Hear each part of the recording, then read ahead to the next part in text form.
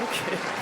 So this just tells you how much my festival trusts me. They have to play the applause because they know you're not going to do it. Anyway, welcome to KROKODIL Festival within LITTFEST. Before we all start, I have to thank the sugar daddy or mommy, the Swedish Institute. Special thanks to Eric, Patrick, and Eleanor from LITTFEST for being such great friends. And another Patrick, I have to extend my thanks to. He pulled us out from the ditch yesterday outside Söderöken. My wife and I were driving, and we ended up in the snow, and this guy came to save us. So this Patrick is especially important to me. Anyway, so welcome. I mean, this is the cream of the crop. You are the best. Maybe some of you are here by accident, but you're going to be happy about this. So I would like to, without further ado, because I also heard that you're going to kick us out because you're very obsessed with time and limitations and everything. So I'm going to invite Maša Kolanović to the stage before somebody shoots me because I'm already running late. Maša.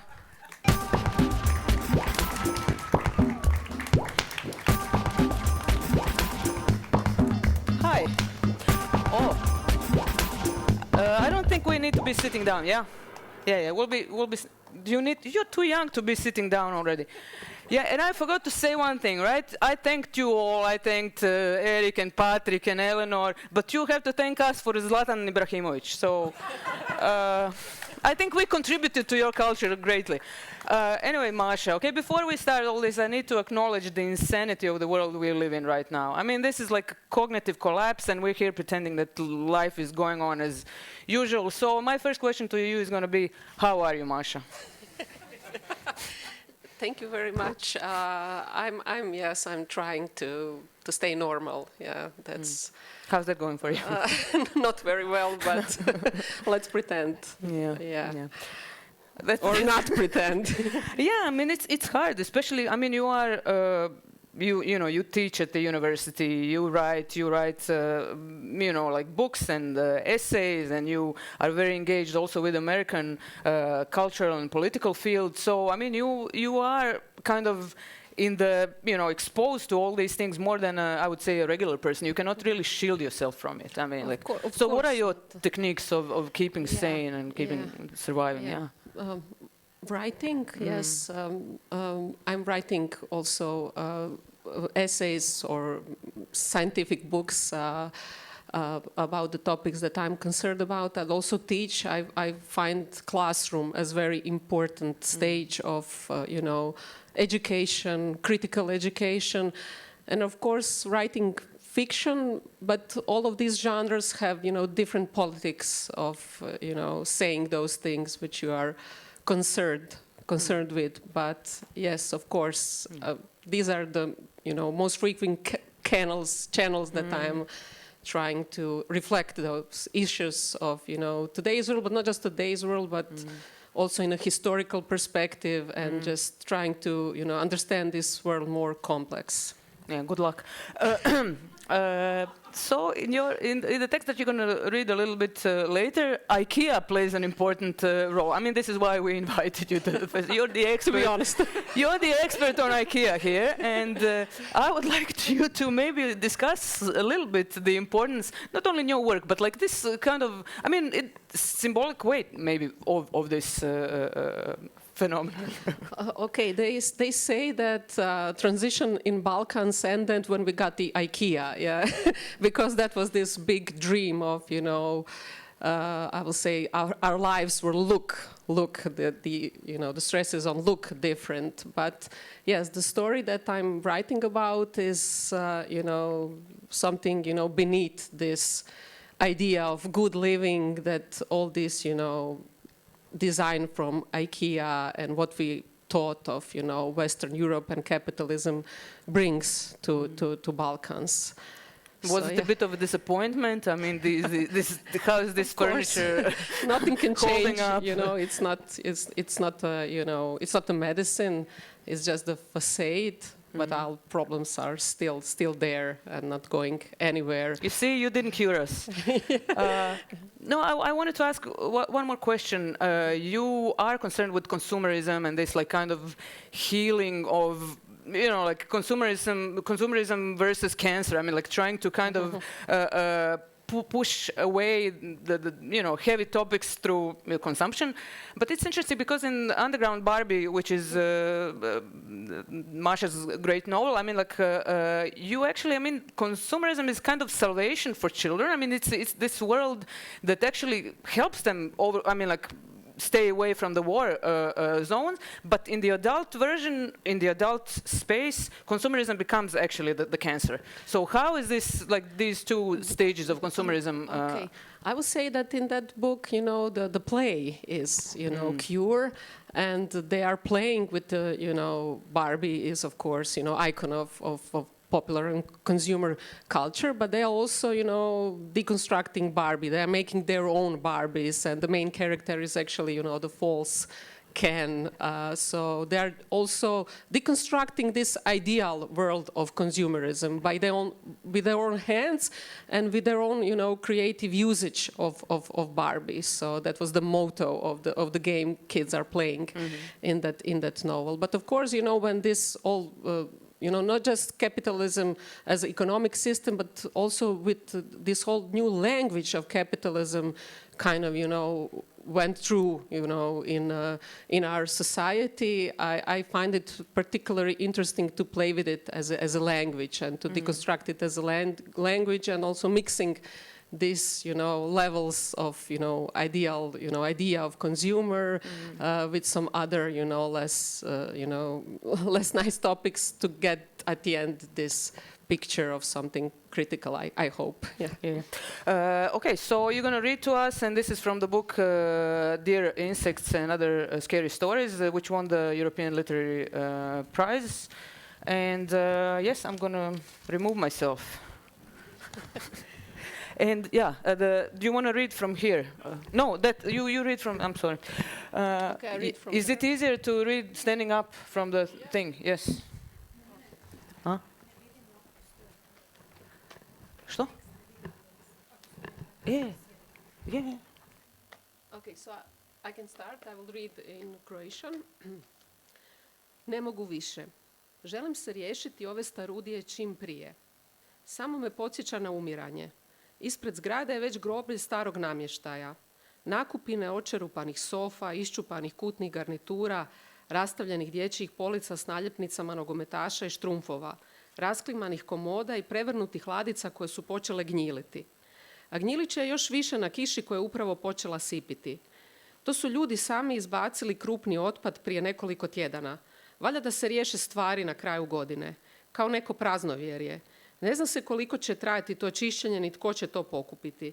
Sigurno će trunuti tu pred nama još mjesecima. Cigići se već 2 dana motaju po kvartu oko tih hrpi. Prebiru što se da iskoristiti. Ja danas idem ravno u Ikeu. Naći ću neki namještaj, lagan i prozračan ko perce. I ja ću doprinijeti hrpi, pa nek po njoj prebire ko hoće.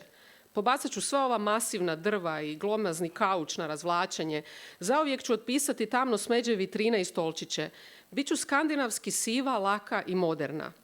Pitaću onog malog s prvog kata da mi sav taj otpisani namještaj iznese van na tu hrpu. Daću mu neku kintu i onako je bez posla, živi valjda na grbači roditelja, samo se muva tu okolo po cijele dane. Prvo se želim riješiti glomaznog zelenog kauča. Na njemu samo vidim Josu, kako se smanjuje, kako se pretvara u kukca, kako umire. Ponekad jastuci i deka u zgužvanoj kombinaciji oblikuju njegovu skvrčenu konturu na tom kauču, fetus položaj u kojem je ležao pod zadnje dane. Onda ga stvarno vidim kao da još uvijek živi, još uvijek tamo leži, ali umjesto ruku i nogu ima ticala kao tanke obrise nabora prekrivača koji se granaju oko izbočine središta od jastuka. Prošlo je već pola godine. Svu sam njegovu robu dala za izbjeglice u Porin. Bilo je i nekoliko finih odjela, dok je još bio direktor Name, dok je žario i palio sredinom 80-ih. Na kraju od svega toga nije ostalo ništa. Ručkovi, putovanja, ugovori, odbori, sastanci. Što mu je to vrijedilo u fetus položaju? Prvo mirovina po kratkom postupku ranih 90-ih. Nije bio podoban, još i Srbin. Ajde mali plus žena Hrvatica. Iako bi bolje bilo obratno. Nije se prešaltao dovoljno brzo. Tko ga je častio, taj mu je kasnije okretao leđa. Infarkt jedan, infarkt drugi, a onda rak. Ti rakovi, to se samo razmiljalo po nama od rata, ko da smo pješčane plaže.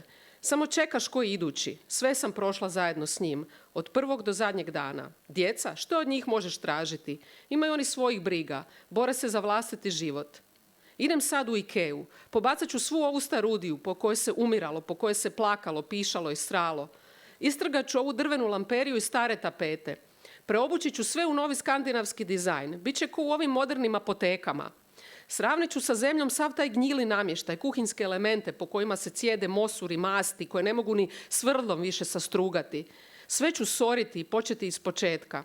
Možda tako pronađem i leglo žohara koji ko meci izlječu noću i gube se u tom masivnom namještaju. Odobro ću im nasuti leglo otrovom. Vidim ih, svugdje ih vidim. Više ne znam jesu li stvarni ili nisu. Spiskat ću i ono malo ušteđevine jer ko zna koliko još imamo do kraja. Naštedjeli smo se mi s kojekakvim štednjama u dinarima, devizama i kunama. Samo radimo, odričemo se i štedimo ko pčelice, pa sve to onda propadne, pojedne neka inflacija, popapa banka, država, a mi vječno odgađamo život. Štedimo za crne dane. Ko da nam ovaj naš život nije dovoljno crn. Evo sad i ta moja sestra. Njoj su pak nešto otkrili ispod pazuha. I sad čeka rezultate. Ne želim je zvati, ne želim saznati rezultate. Barem ne danas. Dosta mi je polaganog umiranja. Pa ti onda štedi. Za koju mrtvu budućnost, ma za koju starost? Ta kad dođe sa svojim nevoljama, niti jedna štednja je ne može podmititi. Kao što su htjeli podmititi onog mog, da pogoduje, da rasproda, pa kad nije htio noga u guzicu i stiže nova garnatura. Još i Srbin. Poslije su svi ti isti pozavršavali po zatvorima. A mi smo se tad već bili ispisali iz javnog života. Idem sad u Ikeu. Sad mi je bar blizu. Kad se samo sjetim odlazaka u Graci, ustajanja u 4 ujutro, vozi po mraku do granice pa kroz Sloveniju. Pred Zdoru stižemo u predgrađe Graca, još je mrak, a ti ne znaš gdje bi prije, vrijeme curi, tijelom šiklja neki suludi adrenalin. Svi ti dućani na jednom mjestu, kupovao si koliko si mogao posakrivati u auto, uglavnom sitnice. Neki stolčić na jednostavno sklapanje, kakav prekrivač, set tanjura, ništa veliko. Nešto veći onako ne bi mogao prevesti u gepeku. Malo odjeće kakve nema kod nas, moderne, iz budućnosti. Nije ni previše skupa. A onaj boj bi uvijek nešto prigovarao. Direktor name pa mrzi shopping. U panici da ga ne uhvate, da nešto šverca. Da živi još 100 godina, taj bi nosio valjda jedno te isto odijelo i košulju s masnom karagnom. Ležao poslijepodne s novinama na onom oronulom kauču s kojeg federi bodu čovjeka oštro u rebra. Glavno da se posluje pošteno i po propisima. Eto mu ih na. Tad sam još i poželjela da bude malo korumpiran. To je bilo u modi tih godina kad se sve mijenjalo, kad je socijalizam umirao, a mi smo se nadali boljemu. Svi su tad malo opustili remen, a onda je počelo žestoko. Poslije kud koji, mili moji. Sad nam je Ikea tu pred nosom, u poslovnoj zoni Zagreb istok. Nema prelaska granice, sakrivanja stvarčica, otkidanja etiketa, kemijanja s računima. Švedskost ne poznaje granice. Idem. Cigo pušta neke narodnjake na mobitolu dok prebire po staroj krami. Pita me imam li što? Biće, dragi moj, uskoro. Posvuda prevrnuti borovi. Katolički Božić je gotov. Treba dati do znanja susjedima. Borovi kao mrtvaci leže ispod kontejnera za smeće. Počinju velika sniženja. Vlaga se cijedi ni sive fasade. Ova moja krntija nikako da upali. Tko još vozi staru Škodu Favorit bez klime? Mrtvi direktor name. Posljednji mokihanac tržišnog socijalizma.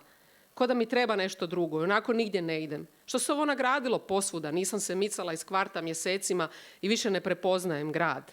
Nagradilo se posvuda. Ima li uopće toliko ljudi koliko se nagradilo? Umire li itko po tim novogradnjama? Zagreb, istok, poslovna zona istok.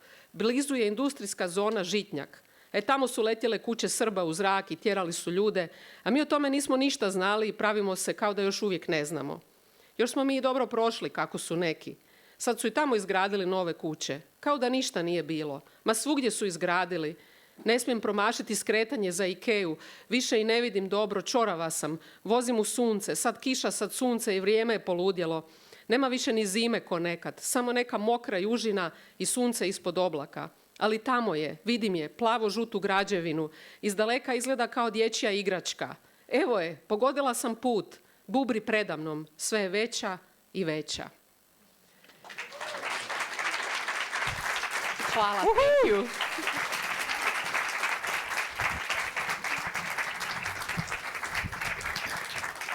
Thank you, Maša. And now I will invite to the stage Marko Pogačar. Marko, do you know it's your turn? Okay.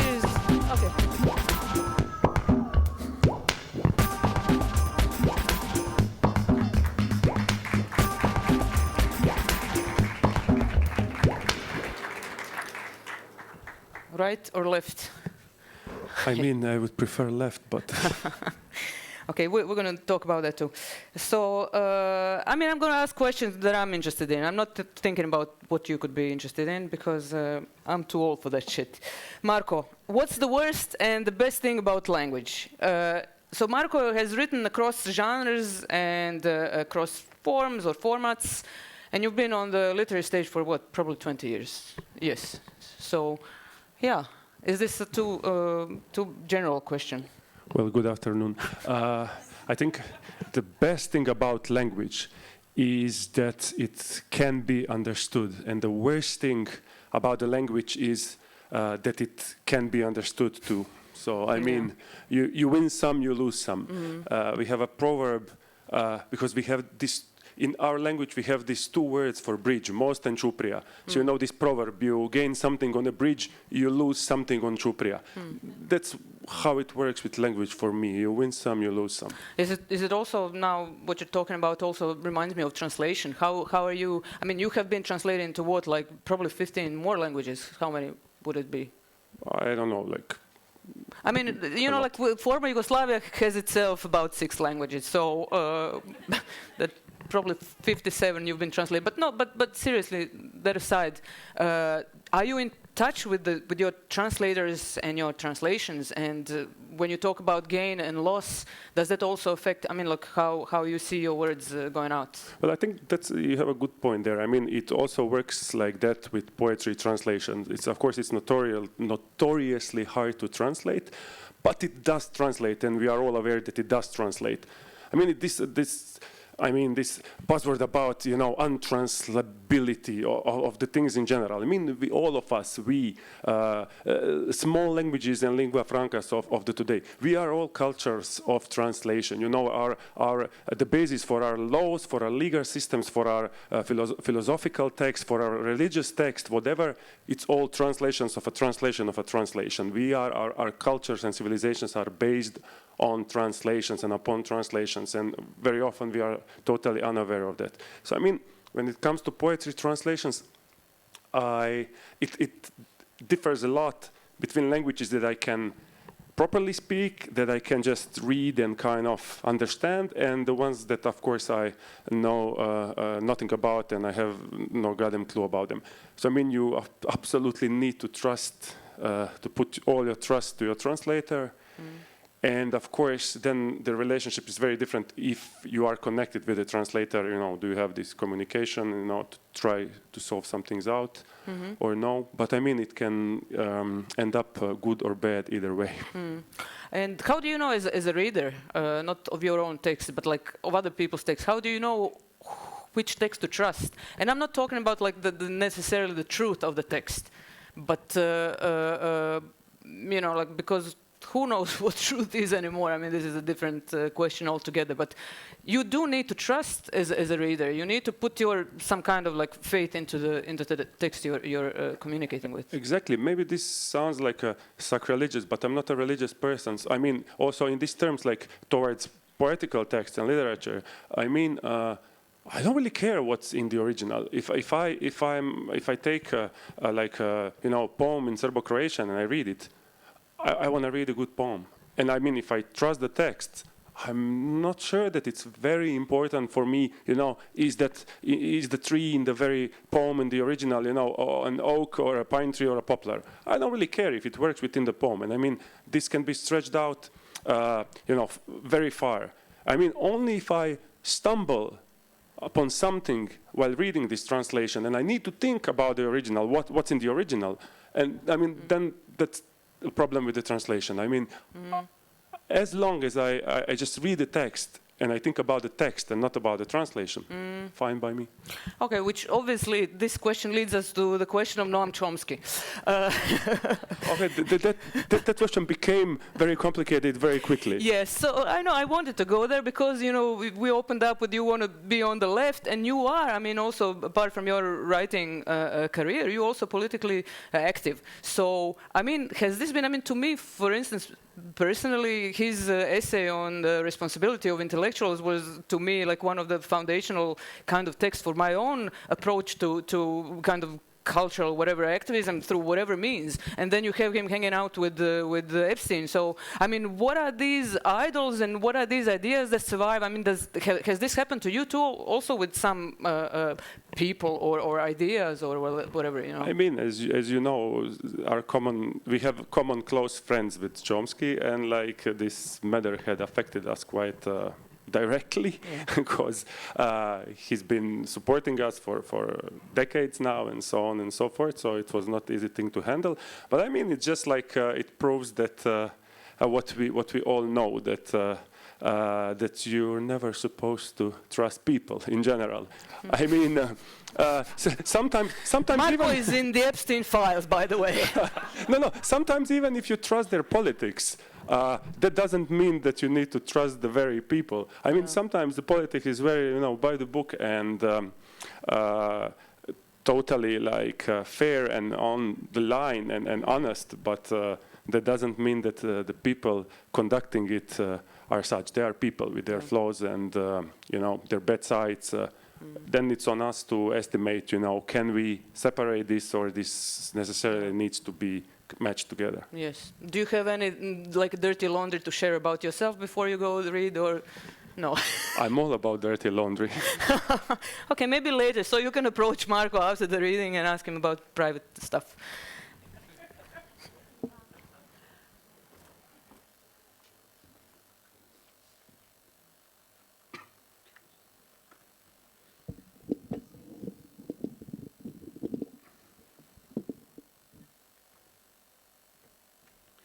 Barbarstvo. Naravno, Mario, da me imaš. Imaš me koliko je u šumi sjene moguće, na način na koji u voću čuči koštica. Imaš me koliko nema Boga. A sve što je naše, ono čega u nama ima i nema, upravo to nas najviše razlikuje od mrtvih. I mi smo ipak nepopravljivo stidljivi. Ne odajemo što ne moramo. Nikad pretjerane slatkoće, nikad pogrešan potez, prvi korak koji ćemo svakako požaliti. Laki smo i sačinjeni od želje. Lišće je i naš uteg. Trn gloga, igla u našim grudima, naslonjenim na vjetar. Naravno, Mario, da me imaš. Svijet je leden i ljušti se. Imaš me, ali ja neću doći, kao što Mesija nije došao mrtvima.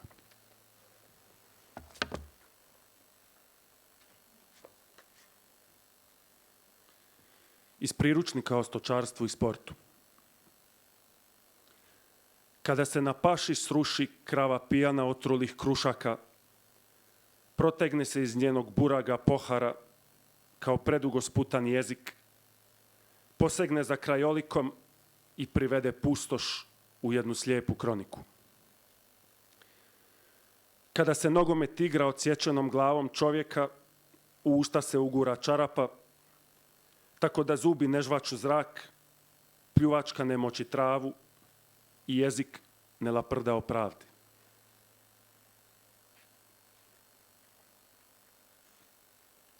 Sintaksa. Tako smo se do noći tovili suncem i nadlanicama. Bili smo lijek protiv virusa smrti, ustajali smo i odlazili na tržnicu, pržili jaja sa slaninom. Vrijeme smo vezivali u sitne čvorove, ne bili ga na koncu, kada se jednom sve razriješi imali više, ne bili u njemu uživali kao svećenik u dječaku šuma u početku kiše. Bili smo sisavci predani svojem instinktu, kao jedini zakon uspostavili smo pravopis, zaboravljajući da se voli bez točke, uvijek u nizu zareza. Laktova crnih od dolova osluškivali smo, kako stvari koje već postoje odaju svoje ime, a stvari koje će doći drhte pod južnom kožom. Živi su bili hladni i daleki, jaja su cvrčala, novine šuštale, mrtvi su bili blizu.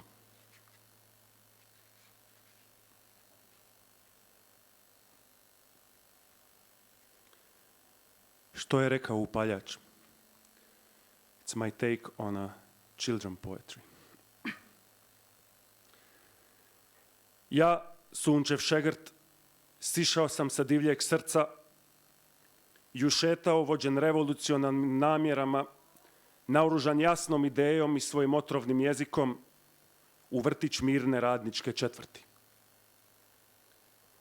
Započinjala je nastava vjeronauka. Postrojena pred pločom, jedno drugom do uha uspravna kao nebenski tim dok zvoni božanska himna, djeca su lomila zube na lozinkama. Ja, sunčev šegrt, u jednom sam bio durutist, znao sam, crkva u plamenu je jedina crkva koja osvjetljava.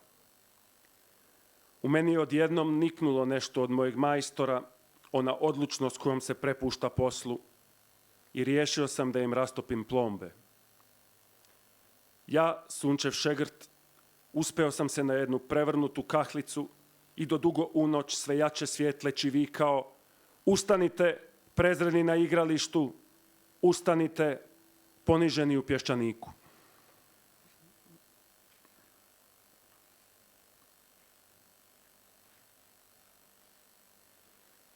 Čovjek večera u papučama svog oca.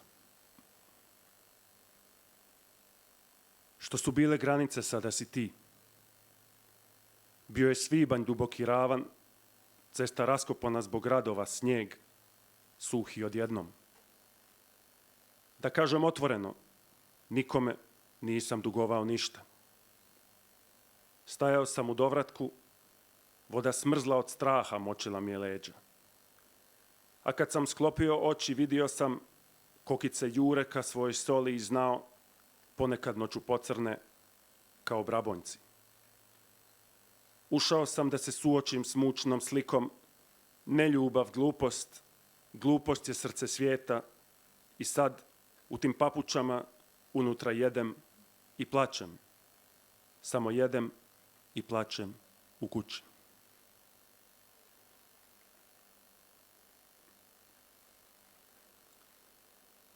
Dugo dolazi svjetlo. Opet ta prevara proljeća. Zora se uspinje sporo, sopće na stubištu kao susjeda pretila od djetinjstva, vršnjakinja koju nikada nisi promatrao kao ženu. Dugo dolazi svjetlo.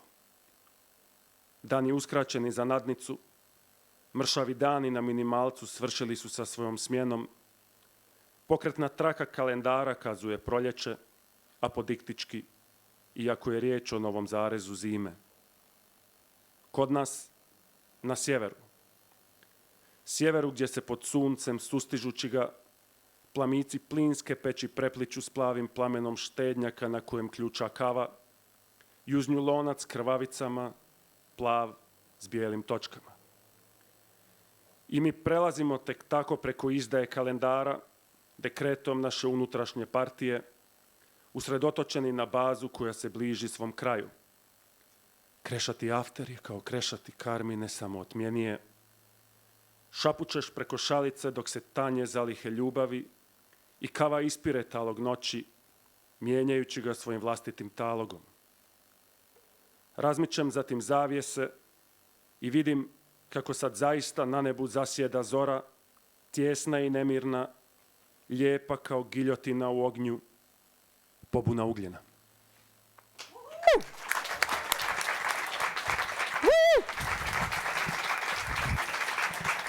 Thank you, Marko. And if you liked what you heard and saw, you can see and hear Marko tomorrow, I think at 8 p.m. In a different poetry program. I realized that I forgot to tell you how I ended up in the snow ditch yesterday. So, we were driving on a local road outside Sorokin, and I was trying to be hospitable to a local guy. So I just moved a little bit on the road and I just fell in the snow. And the guy just drove past me. Is this like normal Swedish hospitality or like no? Would you stop for me? Yeah. Thank you. Because you're a literary audience, you're the best. You're the wrong audience for driving in the road. Anyway, so and also when we were driving, we were preparing for the festival and listening to Swedish music. There's a playlist on Spotify, and we discovered this great Swedish singer-songwriter called Eva Dahlgren. She's here from Umeå. Anyway, so without further ado, I would like to invite Ana Ćurčin, who is Serbian Eva Dahlgren. Do you know who Eva Dahlgren is? I will. You will find out. Yeah. Actually, I do know. Good evening.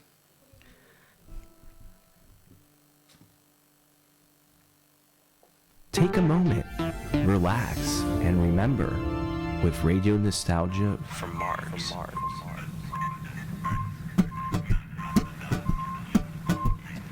Russian and an American were together in space. A very different side from the Cold Arms race, where the Kubrick or Tarkovsky, Solaris or 2001, Melville or Dostoevsky, Yesenian or Jack London, two astronauts argued about arts, values and international relations. Two astronauts argued. Америка убила иракцев, убила Че, Аленде и Лумумбу. Она убила корейцев и вьетнамцев, распространяя демократию. Don't get me started on Stalin and your talent to suffer on the czars, my friend. Your history is long, you also inflicted scars. Two astronauts argued about arts, values and international relations. Two astronauts argued. They speak in two tongues, but still for hours they would talk. Same oxygen in their lungs, same thrills on the space ride.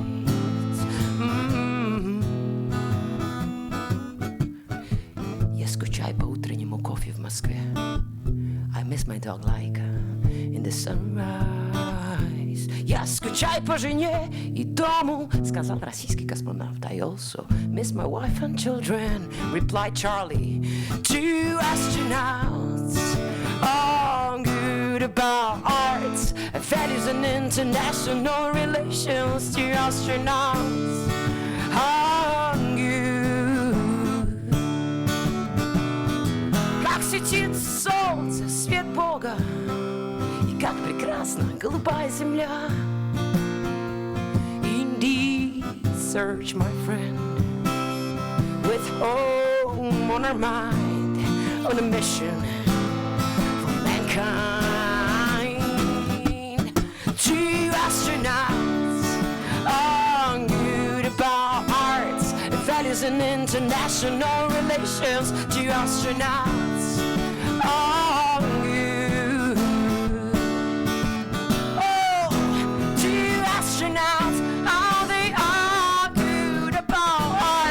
Values and international relations. Two astronauts argued.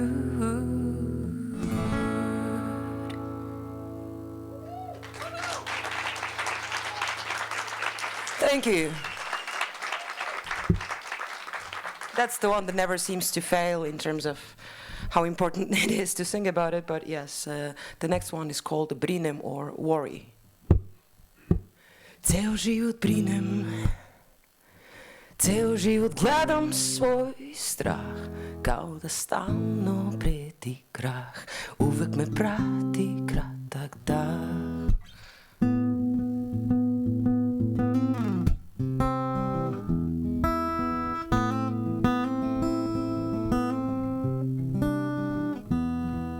U umoru je spas, rado tiša glas, u piću je zaborav, u hrani možda uteha, u moru je mir, tvoje ruke nude predah, u ljubavi je pobeda, na usnama se vdah, ponekad čujem stari bes. Ludilo krene u svoj ples. Prepoznajem taj smeh kad svaka misao je greh. U moru je spas, rado tiša glas. U piću je zaborav, u hrani možda uteha. U moru je mir, tvoje ruke nude predah. U ljubavi je pobeda, na usnama se da. Ceo život brinem, ceo život gledam svoj strah. Kao da stalno preti krah, uvek me prati kratak dah. Brinem, ceo život gledam svoj strah. Kao da stalno preti krah, uvek me prati kratak dah. U odmoru je pretnja, u tišini smetnja. U mislima napeto, u rečima isprazno. U odmoru je pretnja, u tišini smetnja. U mislima napeto, u rečima isprazno. U moru je mir, tvoje ruke nude predah. U ljubavi je pobeda.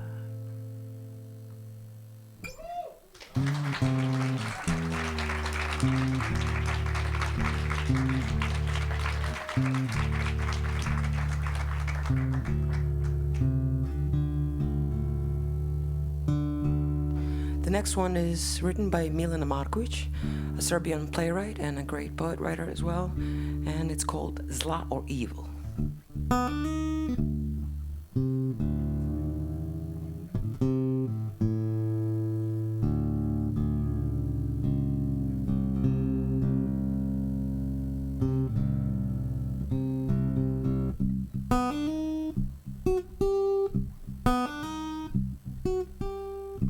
Živela sam tako mesecima. Živela sam tako, mislila. Hoću da se smirim i da prestanem sa zlim. Popodne sam zaspala i kad sam se probudila, videla sam ništa. Ništa od toga što sam mislila. Gotovo je, vratilo se i skrapilo me za trbušinu i reklo hej, hej, dođi, hej, hej, idemo. Popodne sam zaspala i kad sam se probudila, videla sam, videla. Zaspala i kad sam se probudila, videla sam, videla. Ništa. Ništa od toga što sam mislila. Vratilo se i reklo hej, hej, hej, dođi, hej, hej, hej, idemo, da zlimo, da zlimo, da zlimo, zlimo, idemo. Popodne sam zaspala i kad sam se probudila, videla sam, videla. Zaspala i kad sam se probudila, videla sam, videla.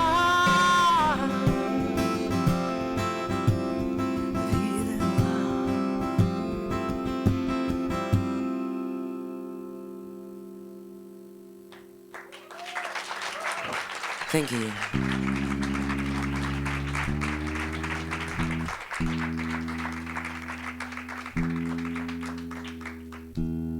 A couple more and I'm done. I hope you're enjoying the Literary Fest. Don't listen to Mima, it's Mima. This one is called Remain Calm. It's quite an old one for me. I think I wrote it when I was 17, and that was quite a while back now.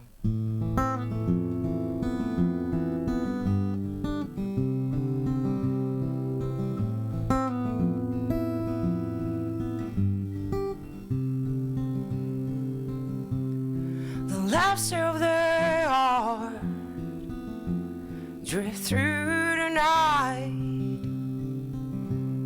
but somehow their sound echoes with the loneliness of mine. I'm still here, sensing the breeze.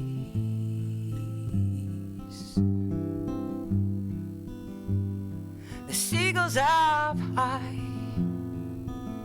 seem closer than the words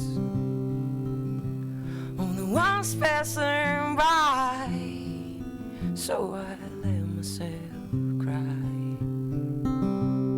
and maybe someday I'll be one of them.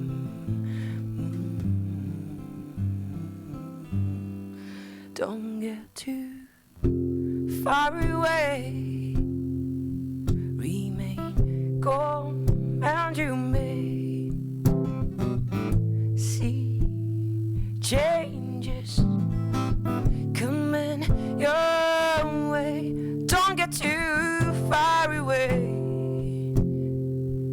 remain calm, and you may see changes coming your way. Steer to my heart, I hold on too tight, cutting myself from the race, hoping the silence of my will live. I'll wait for my friends. Don't get too far away, remain calm, and you may see changes coming your way. Don't get too far away, remain calm, and you may see changes coming your way.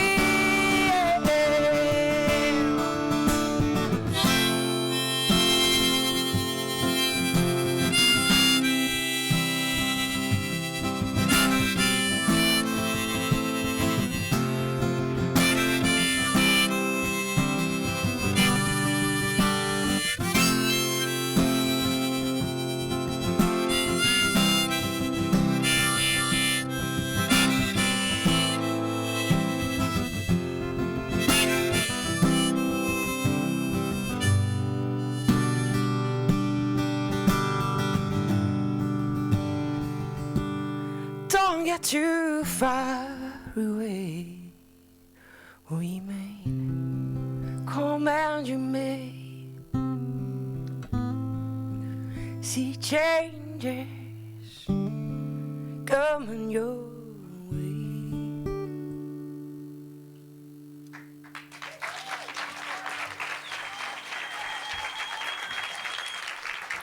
Thank you. And the last one is called Alone. Thank you for having me. Thank you. I'm really happy and privileged to be here. And of course, it's a breakup song. Those are the best ones. And yeah, don't. Thank you, Mima. Thank you. So yeah, enjoy the rest of the evening. And yeah.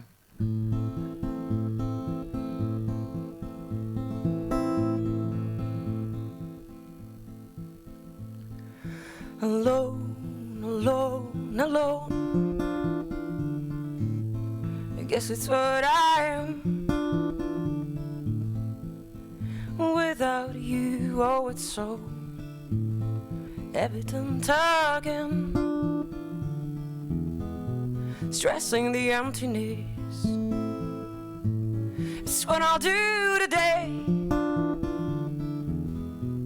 And if I start from the stage, I'll regain my strength and never drink to smoke through all these hallways that lead me nowhere. I'll think of your eyes, good night,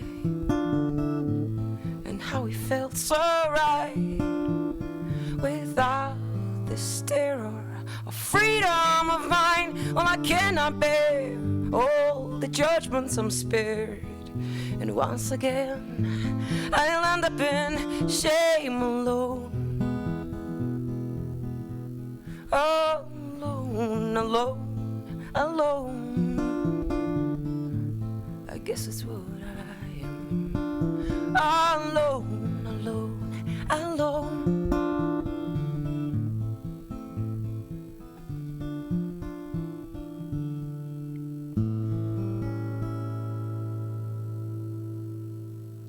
Thank you very much.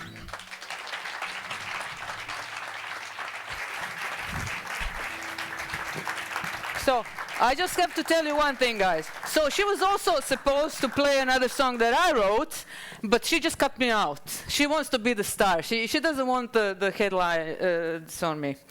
But anyway, so you remember when like 15 minutes ago I asked you if you're good people and if you would leave me in the ditch, and you all said no.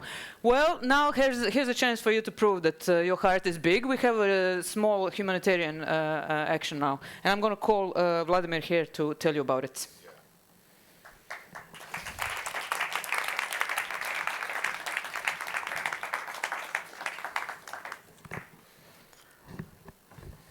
What should I? Hi, hello. Shall I just keep going? Yes, you keep going. Yeah. Well, we are really not just a literary festival, and it's impossible not to be political when you live in our part of Europe. And ever since the Russian aggression started in Ukraine, we immediately activated and started providing a lot of humanitarian help for Ukrainian people. We also organized a lot of programs for the Ukrainian diaspora in Serbia and all over our region. So right now, I guess that you are informed that there has been a complete energetic collapse in Ukraine and that people have been living through an extremely cold winter. No electricity, no heating, nothing at all. We got in touch with children's kindergarten in the town of Bucha. Now, Bucha is an infamous suburb of Kiev where a lot of atrocities were committed ever since 2022. This kindergarten called Kapitoshka, you see some images, is actually attended by almost 200 children, which spend days mostly in the cellars because of the everlasting danger of air raids and attacks, in these cold, dark rooms with no natural light, no heating, no warm meals. So what is really important for them is to have an electric generator of 30 kilowatts, which could provide all these things for the children. Now, this thing costs 12,000 euro, and it's some money. It takes some effort to collect it. We got in touch with some regional organizations like Dobro Dobrim from Croatia, another organization from Bosnia and Herzegovina, and we collect individual donations in Serbia. So far, we managed to collect slightly more than 6,000, so we kind of collected half of what's really needed to buy the generator. Now we have a QR code, and Milan, I would like you to show it. If you would be kind to scan this QR code, this will take you right to the page where you can get the information on the bank accounts to which you can donate some money. we always need to stress to the people, because we don't live in an exactly well-off part of Europe. Yeah, I wanted to say, in our festivals, he does this speech and they say, oh, I have enough of my own problems. But now, in Sweden, you don't have so many problems, right? So you can stop and get us out of the fucking ditch. Yeah, no, I mean, we've learned that a big number of small donations does the thing. So this is the thing, and then, you know, we had, this is the 4th time that we collect money for different organizations in Ukraine, and we make point of really having a direct contact with a specific organization. In 2022, it was a perinatal center in the city of Kharkiv. In 23, it was the social center in Bliznyuki, the small township practically in the far east of Ukraine. Then we collected money for the people in Kherson, and now for this kindergarten. So we go and bring the donations on our own. It's a very direct, very simple, very honest, I would say, form of humanitarian giving. So please, as much as you can, I don't want to take any more of your time, but we would very much appreciate it. We're going to lock the doors after, and we're going to be checking your phones for the No, we won't. Of course not. Thank you very much. Thank you, and I hope that you're enjoying the evening. Thank you. Thank you. Thank you, Ross. All right. So, thank you. And yeah, this is like a Bernie Sanders campaign. We all donate a little bit, and then, well, hopefully this is going to be better than Bernie Sanders' campaign. I'm going to, you know, while we're at the subject of war, I think we have the perfect writer for this. I would like to invite to the stage Faruk Šehić.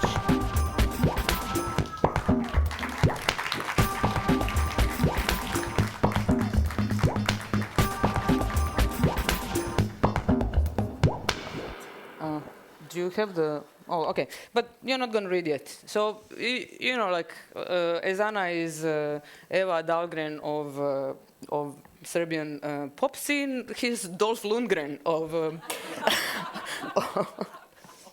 well, I mean, like, he's a warrior.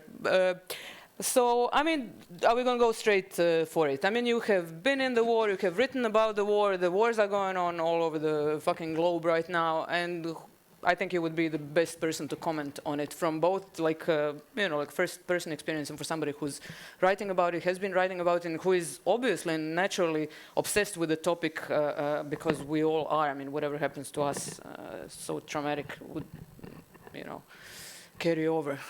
So, yeah, go on, talk about it. As you said, that I'm obsessed, or we are obsessed with the war.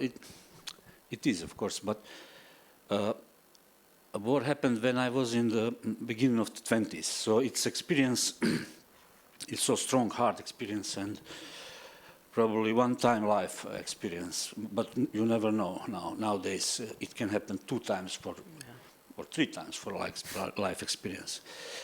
And it's something. It's like tattoo. Experience is like tattoo, and it's across all of your body, not only body, of course, inside, in heart, in soul, in memory. So it's like some kind of burden that you don't want to have.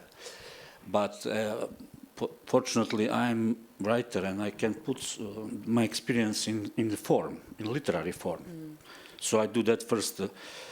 In short poems, then I switch to short stories, then I expand the territory inside of the form of the novel.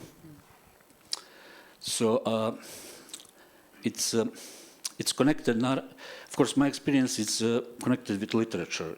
But sometimes it's more than that. It's much bigger, much.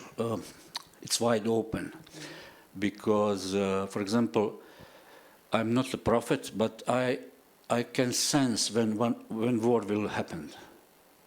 For example, you know, it's not a gift. Everybody has that in my country or in Croatia. It's because the war starts, or war crimes or genocide. It starts with language. It starts with sentences. It starts with the phrases. So it's easy to be prophet today. You just need to worship. So what are these signals? When you say it starts with language, where do you see this language? I mean, you are also a journalist. I mean, do you follow political speeches for this? I mean, how do you detect this? Or is it also everyday speech? I mean, or is it like more public speeches? Like what kind of language are you talking about? You should, it's, for example, when before the full-scale invasion of Ukraine, I'm not betting, I'm not a gambler, but I was 1,000,000% sure that they will attack, Russia will attack Ukraine. So because I saw that, I hear that in the speeches of the Vladimir Putin and other politicians from Russia. Of course, we hear that, and I see that also after the 7th of October 2023. So it was obvious that Israel will commit genocide because they said that, So it is not a gift, it's just common sense from my perspective. Of course, from perspective the people who don't have that experience like I have, it's different. They can believe in, for example, like the American president, one day he said this and another day he said that. This kind of, we should achieve peace by means of war. Very Orwellian, yeah. But I wanted to ask you one question. I mean, I'm a bit younger than you, and I was also like, I mean, my hometown was under siege. I grew up in Zadar, but obviously I didn't take part in the war. But I thought when that was done, that it was done, that all wars were done somehow. And when these things started happening, you said like you saw it and you realized it was going to happen again. And I was like, no, this cannot be happening. And my reaction was like, and I went into fucking shutdown. So, I mean, you still have to be open to hear it, because like a lot of people will kind of shut down to protect themselves. And then, I think that maybe this is healthier even to say it like in a very crazy way. But if you accept this as reality, you can maybe do something about it, because I feel like I'm collapsing. I cannot read the news anymore. And also I wanted to ask you about, like you mentioned the Israeli genocide of Gaza. I mean, you spent 2 years ago, you were in Berlin on the DAD, 1 year ago, last year. Yeah. So how did you, I mean, like I also moved to Berlin and I was shocked, because like a country that had committed genocide previously now they have the Ukrainian flag and they have Israeli flag on the same space, So how did you kind of negotiate with Berlin, which is supposed to be, I thought when I moved there, it was the most, liberated city, but actually, I mean, no, I was very surprised. Did this come as a shock to you? How was it for you? Fortunately for myself, I lived Berlin before the 7th of 2023, so I was not there during genocide against Palestinian people, nation, and basically the city is not guilty. Yeah. We can exclude the city from it's not a war machine, but people are living in the cities, and I think that, I don't know, we can't judge the citizens or nations, So I think a lot of Germans, they see what is happening. They are not in a bubble, because we are in digital time. We can see everything at once, in one time. And but the government and politicians and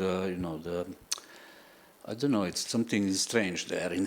Yeah, but also all the cultural, I mean, people are being held hostage, cultural workers, because you won't get funding. You cannot speak up. I mean, you've all seen what happened at Berlinale. Wim Wenders, who used to be this great, guy who spoke very politically, now is like, oh, we're not here to talk about politics. So something weird is happening also. The people are caving in, people who used to be progressive. So this also came like a very kind of ugly surprise to me. But I want to, because we don't have that much time, I want to ask you about your latest novel. That when is your timeline? Are you finishing it? Is it done? It's kind of post-war novel, right? I mean, when is it going to be published? Do you have the dates or?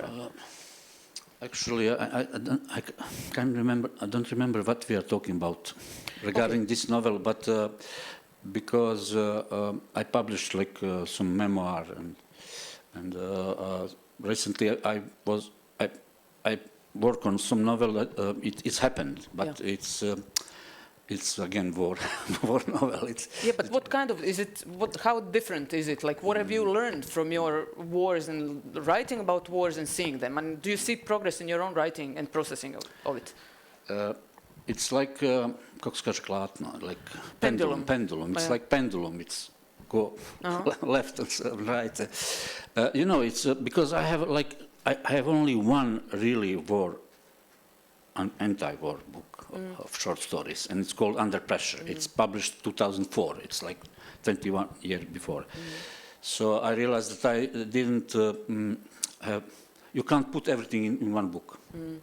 So a lot of topics, subtopics, themes, small things I didn't describe, and it just happened that you know, it's like that you need to find some kind of different angle, and it's like it's totally different from this Under Pressure, and I wrote it for 18 days. Wow, 18 days. Yeah, but Did you sleep? Yeah, but previous book I was working 11 years. So It's good progress. I like this. Yes. You never know when book will show up. 18 days. Come on, what were you on? Come on. Because it's in the memory, you know, like it's Okay. I have it all in the memory, and it's just you know, you choose the language, and things start unfolding. You know, it's like it's basically a novel memoir, you know. Okay. So you choose the characters, and it happens. You work every day, and the book is over very fast. See, this is the writer who gives you advice. Just sit down, and in 18 days you'll have a novel. This was a free advice. Now, okay, before you go on, do you have your battery charged here for reading? I hope so. Yes. Okay. What are you going to read from? You're going to tell us? I will read the story from this Under Pressure collection. Great. And one more question. When you said you have the sense, you have the sixth sense about the wars. Do you also have the idea when they're going to end, or you just see them starting? Any prognosis? No. Nobody knows answer on that. Okay. So sorry about this. And Faruk will read now.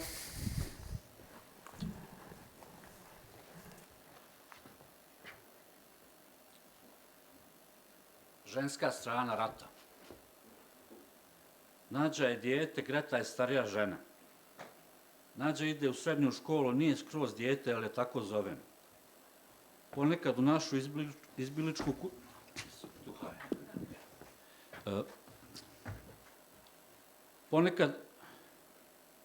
ponekad u našu izbiličku kuću dolaze njene drugarice. Jedna njena drugarica ima bijelu put, plave oči. Ponekad mislim da me krišom gleda. Pravim se da to ne vidim jer sam vojnik, odrastao čovjek, iako imam samo 20 godina. Opet sramota je da se djeca zaljubljuju u mlade osobe. Nemam vremena za ljubav, posvetio sam se drugim stvarima. Jedna od njih je rat, sljedeća je drugarstvo s nasumičnim vojnicima. Bilo je nečeg uzbuđujućeg u druženju s nepoznatim ljudima, obećavalo je zaumnu dinamiku prijateljima i poznanicima, i oni su mahom vojnici. S rakijom i travom. Moglo bi se reći da se radi o bratskoj i sestrinskoj ljubavi među mladim ljudima, ali to je trenutno najmanje bitno. Brzo zaboravljam Nađinu drugaricu jer mora se naprijed, treba biti zreo dok rat traje. Nemam vremena za usputne stvari kao što je ljubav. Ljubav je sada rezervisana spram atrakcija poput domovine ili nacije.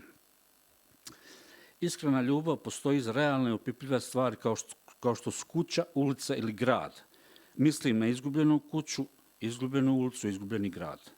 Grad nas je izgubio i sad smo sami u svemiru. Nije grad kriv, nismo ni mi krivi.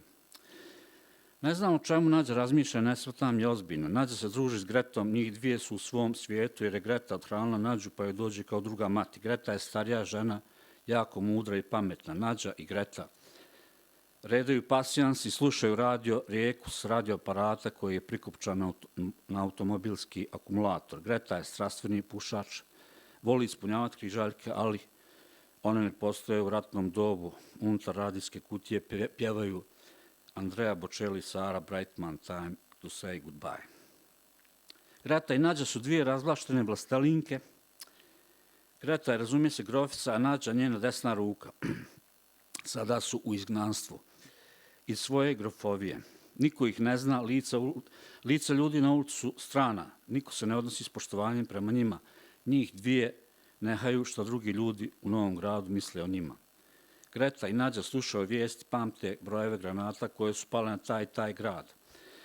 Pamte broje mrtvih i ranjenih, jer to svi radimo. To je kao neki neformalni sport, možda jednom bude olimpijski, u kojem je itekako bitno da nam radijski spiker zabrinutim glasom javlja da je u gradu XY tokom neprijateljske ofanzive na samo gradsko jezgro ispaljeno toliko bacačkih, haubičkih, topovskih granata.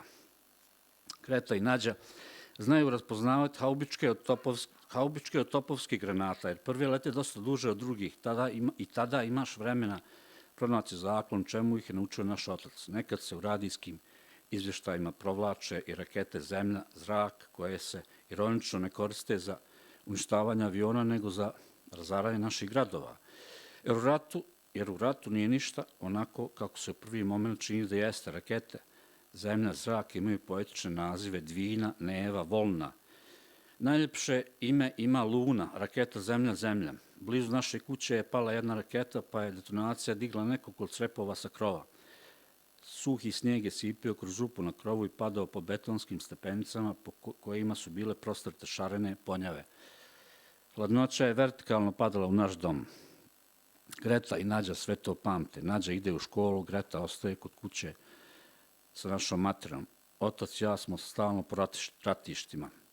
Radijski sport u pamćenju mrtvih i ranjenih te srušenih gradova se apsolutno proširuje u svaku kuću, bilo da je ta kuća domicilna ili izbjeglička. Jasno je da mi kao izbjeglice nismo mogli svoje kuće donijeti na svojim leđima kao što to puževi mogu, nego su kuće u koje smo se uselili postale isto što i mi, bezdomnici s malo stvari i puno ljudskih želja. Suada, naša mati centar oko koje kruže sve stvari i sva živa bića u našoj kući, tu su pored Grete i Nađe jedan mali mačak, pas, konjić, grbonjić, komada, jedan koji je preživio šteničak i pomalo se trese dok hoda. Otac i ja smo samo fakultativni članovi našeg izbjegličkog portreta, jer smo vrlo rijetko u kući. Suada se brine za naš civilni život, odlazi konjskom zapregom do udaljenog sela i tamo sadi krompir svake godine. Nekad žetva bude teška 500 kg, nekad 700 kg. To je ono što nam garantuje da nećemo umrijeti od gladi, ako slučajno prije toga ne umremo na neki drugi način, a načini umiranja su raznovrsni, sastavni su dio života. Jednom sam dobio naređenje da lopatom štijačicom uzorujem komadić ledine ispred naše kuće. Počeo sam raditi dok me mati nije vidjela kako se crvenog lica patim i džonom jedva gura močicu lopate u tvrdu zemlju. Oduzela mi je lopatu i sve sama uradila. Dobio sam vojno i mogao sam u grad, a tamo je raj, tamo je alkohol. Suada je nalazila ne samo hranu, nego i odjevne predmete za naše skromne bezdomničke potrebe. Tako sam zadužio frotirni bade mantil na čijem prsnom dijelu je bilo izvezeno slovo H, pa sam mantil zvao Helmutom. Neki dobročutni Helmut je donirao svoj ogrtač i meni omogućio da se pomalo osjećam ljudskim bićem. Ne valja se previše osjećati ljudskim bićem, jer biće se može uzoholiti, može se pohasiti, kako se to kaže lokalnim jezikom. Svašto bi biće onda moglo sebi da umisli, da poželi ovo ili ono.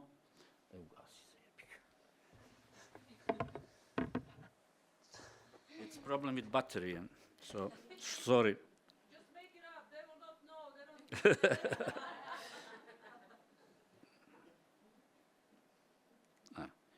Sad dok nađem to.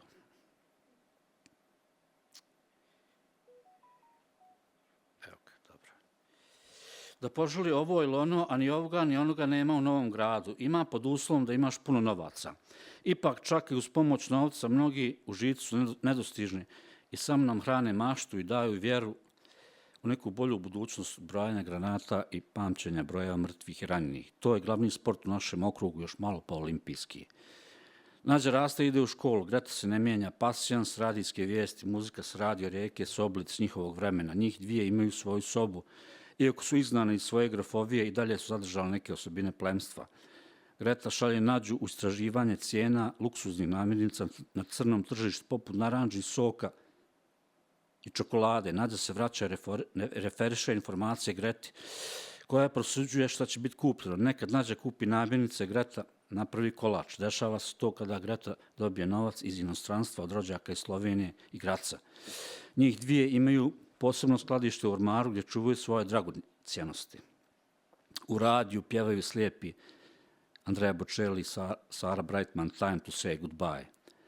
Suada se brine za kuću i za sva živa bića u i okolo kuće. Mali mačak postaje sve veći i veći. U nekom trenutku zaboravljam šta se dešava s mačkom, nestaje, odlazi u tajanstvenu mačju zemlju. Daleko od radijskih izveštaja, daleko od vešnog sapuna koji im perem kosu, daleko od kade koja stoji na 4 cigle, daleko od hladnih pločica, zahoda u kojima često vidim lice iskrivljeno od alkohola i trave, iskrivljeno jer drugačije ne može biti. To je ista ona kada u kojoj će mati otprati maskirni prsluk pun skorene krvi, probušen metkom. Njega ću potom slavodobitno nositi i hvaliti se otetim ratnim plenom tokom noćnih alkoholnih šepurenja.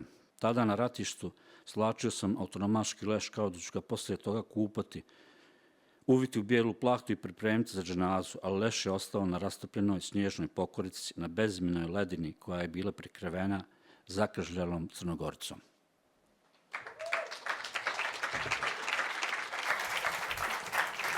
Uspio si, brate. Thank you, Faruk. Tomorrow at 10 a.m. You can come here, I guess. I don't know. And okay, there's a panel discussion tomorrow. I will be charmingly hosting it, so come for me if not for my guests. And last but not least, I will invite to stage Radmila Petrović, probably the biggest poet star. Start coming while I'm talking. I need to come and beg her to come to stage. Okay, Radmila Petrović. If you can call somebody a poet superstar, that's her.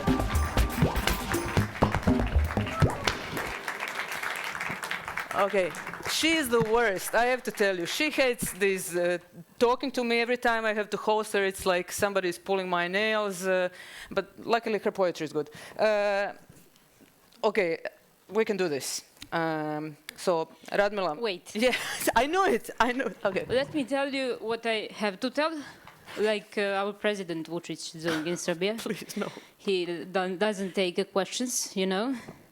And then maybe we can impress these people by finishing with questions.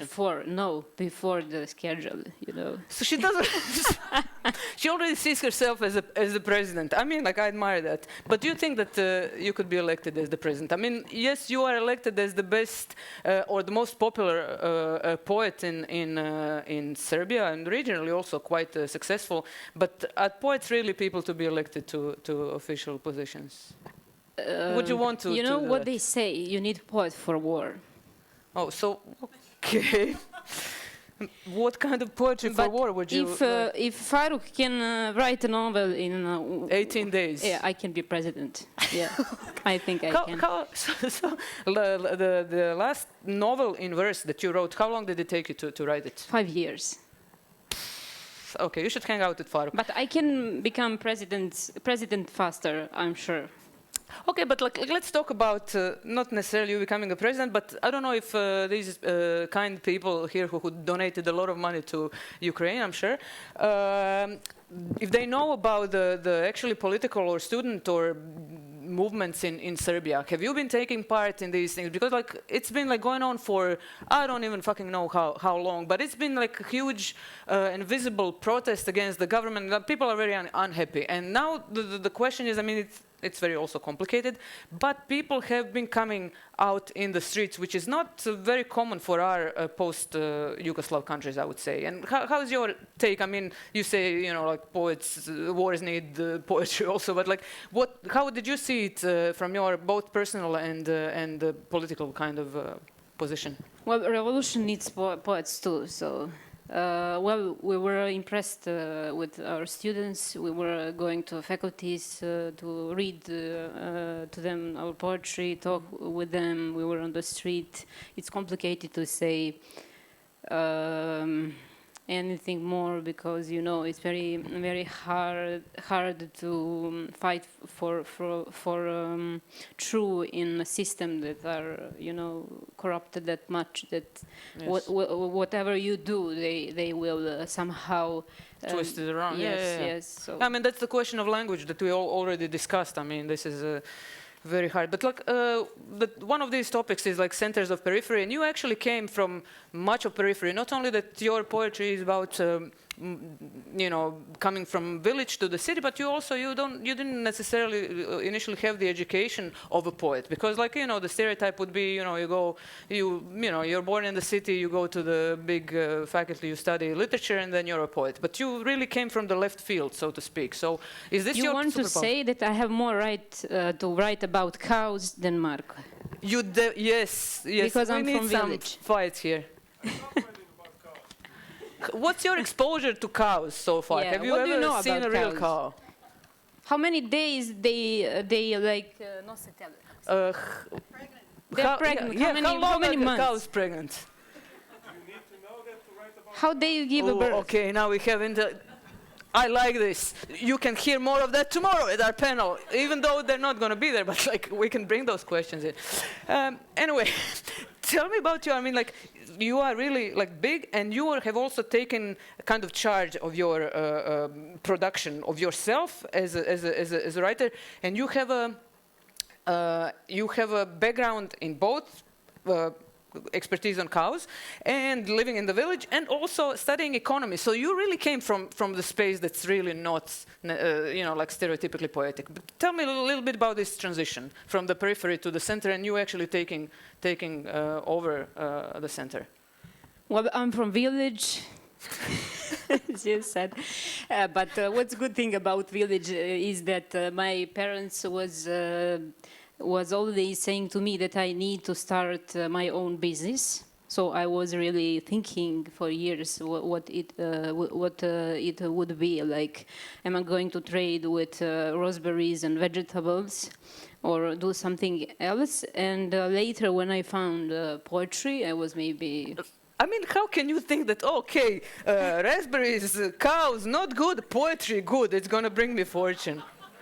I was, I have money to buy this for Ukrainians. Yeah. Yes.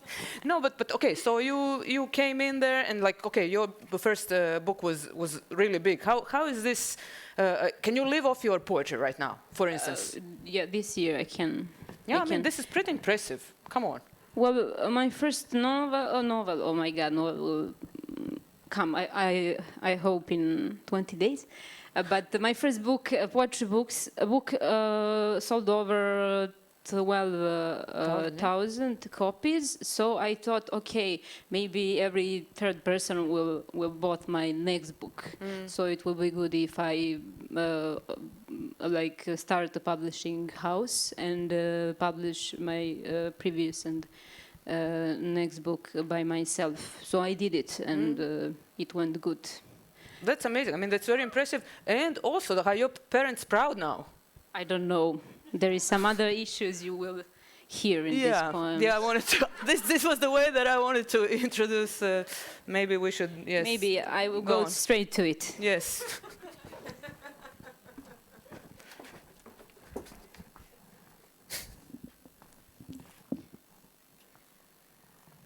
Ruke koje miluju moj stomak. Čitav dan sedim na njenom krilu dok crta, ispijam beskrajne kafe lati i limunade. Lepo deda govorio, mile, đavo ne ore i ne kopa. Jagnjeći šapućem joj, rađali su se u decembru, vukao se njihov pupak po slami koji smo posle rezali. Kad si povukla liniju na mom stolu, osjetila sam prvi put da u sebi imam nešto tako delikatno. Ljubim i slepočnice i te poljubce po mom telu raznose dabrovi ljubavi. Pitam je, plivaju li kod nje, smeje se i nadalje me tako zove, dabar ljubavi, dabar ljubavi. Ne spiram s rebara otisak njenog karmina, niti se pojavljujem na poslu. Uzela sam bolovanje da se naviknem na ruke koje miluju moj stomak. Tek tako, mama, poslala si me nespremnu da me prvi put sretne ljubav. Nije Čiča džabe govorio, Mile, đavo je lep.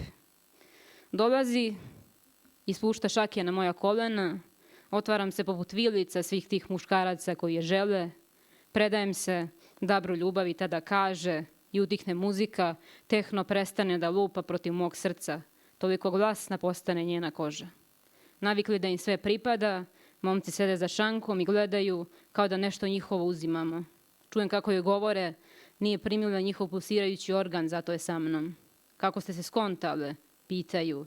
Bednici, potrebne su im reči, ne znaju, između dve žene stoji pogled, jedan pogled i znamo ko će bi se dotaći naše grudi. Trebalo je da izdržiš do kraja našu glumu, da smo rodbina. Prebacujem joj. Ti se nikad nisi predala, pita me. Kome, vilo, nisam imala kome. U slapovima. Bili smo, tek kasnije sam shvatila, svoji na svome. Živjeli na 5 hektara zemlje, daleko od izbacivača iz klubova i DJ-eva koji tuku naprijed glavom neprestano, kao detlići. Nisu nas vrebali dimnjaci fabrika, ni korporacije željne da buše pazuhe našim planinama. Nisam sanjala, otići ću u grad, u zgradi živjeti kao pilići, koje prvo gajimo u kutijama. Jedne večeri sresti ženu, pored nje, biti opet devojka u poljima Kantariona. Poteći će na njenom ramenu moje misli u slapovima, a neće za nas postojati ni u jednoj instituciji, polje u formularu. Možemo otići bilo gde, govorit će, u zimama u kojima će pahulja biti jedino u frižideru i ja ću joj verovati, jer znam, pesimizam može da uništi banke. I pozvaću selo konačno da pitam, jeste li gradili toliku kuću da godinama sanjam kako padam sa njenih terasa? Jeste li čuvali bukve jer slutite svako jutro trčim ka njima iz grada, prisvanjam obraze uz njihovu glatku kožu? Maštam, ne laktam se sa korporativnim ljudima, nego rasklanjem grane jasena, da hodam stazicom preko prepona poljana. Jeste li znali, proglasit ću njene ruke jedinim svojim zavičajem. Trudit ću se, ali neću uspeti da ona ne shvati kako vole rođeni bez slavlja, kao sunce koje blešti, odbija se o sneg. Kažu barem gostujuće predavanje. Babe su mi sinoć šaputale, probale bi s devojkom. Začudim se, pitam kakvu želite. Svetsku, što je bila svuda gde mi nismo, a jesu naše maline. Sponzoruše, samo hoćete preko nje u Ameriku. Previše ste sarmi pojale, još vam se oko nogu vrzmaju jarići. Već smo mrtve kukaju, a ti nas ponovo ubijaš. O babe, sklonite se, nisam ja vi da me grize što treba da stignem daleko, a ne vidim kako. Pre mene sve ste ćutale, zakopavali intuiciju zajedno sa zrnima pasulja. Recite, ima li ičeg vašeg što bi mi pokazalo smer? Da ste mi ostavile bar jednog svica u šumi, a ne, dopustile ste da miruju ašovi u dubini naše krvi. Zato sam krenula sama, a vi ne date mira, prigovarate, nemaš ni jednu biljku u stanu, posadi bar na terasu muškatule. Vama je zemlja krala život, meni neće. Kuda će proći metro, raspitujete se, pratite vremensku prognozu za Beograd i tamo je vrućina, kažete, gori asfalt. Zar je došao do vas put? Držite li kao nekad ćebad na prozorima, da vas ne vide avioni, je li mesec ljubomoran, na gradska ulična svetla i šta li gore sad mislite o ljubavi? Otac poštovanjem smatra kada se prošlost poriče ili barem ćuti. Sve te rezolucije Saveta Evrope od mene traže da osudim svog tatu, da ga sasečem, a ja to ne mogu. Neka ga osudi neko kome nije tata, kome se taj čovek nije budio u 5 da pravi prtinu do škole.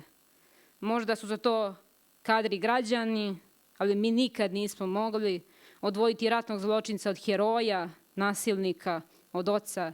Nismo mogli konačno presuditi, nismo mogli pozvati službu socijalnog. Zna se šta je loš otac, koji te ne prizna kao svoju, ode da pravi po svetu neku drugu decu. Ne onaj koji je sve što ti je dao iz zemlje vadio rukama, držao srp i čekić neprestano, a nije mu bilo dato da vidi kako lome se grede i pšenica u potocima sipi niz ćerkino srce.